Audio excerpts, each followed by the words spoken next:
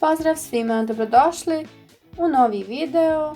Danas pravimo osnove pletenja. Naučit ćemo kako da se napravi magični prsten, to jeste početak.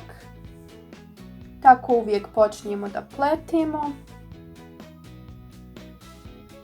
Ovdje vidite imam iglu od 6 mm i uzimam početni dio vunici i idem preko prstiju.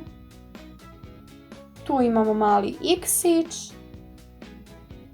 povlačimo konac kroz krug, skinemo sa prstiju i tu je prsten.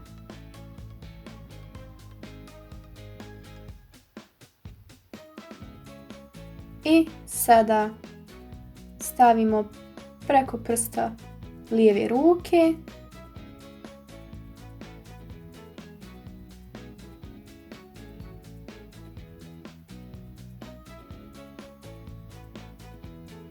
I sada ću malo jače da povučem prstom kako bi zategla. I ovako nastavljamo dalje sa pletenjem. Sada kada smo zatvorili krug, možemo da povučemo ovaj dio. Naravno, što više pletemo, možemo skroz da povučemo ovaj krug.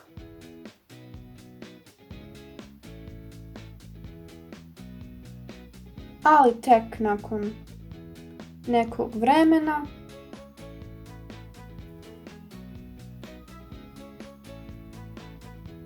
I sada ću da nastavim sa pletenjem. Ovo je u visinu i sada možemo da nastavimo dalje. Provukli smo kroz prsten i spajamo sada sve na kraju.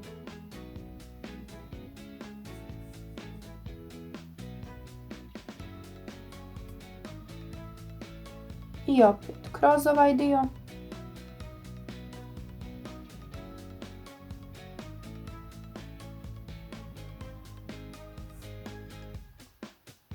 I sada, nakon što sam uradila ovo, mogu da zatvorim prsten, povući ću konac i tako ću da stegnem.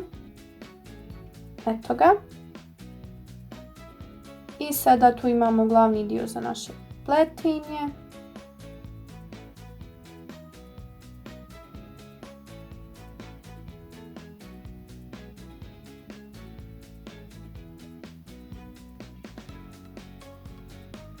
I sada smo dobili mali krug. Kao rezultat, to je to.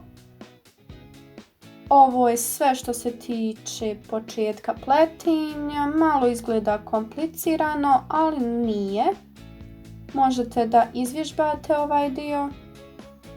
Nadam se da ste uživali u videu. Pretplatite se na naš kanal i ostanite u toku sa novim videima. Naravno, lajkajte, podijelite sa vašim prijateljima i hvala vam što ste gledali. Vidimo se u sljedećem videu. Do tada želim vam divan dan. Ćao!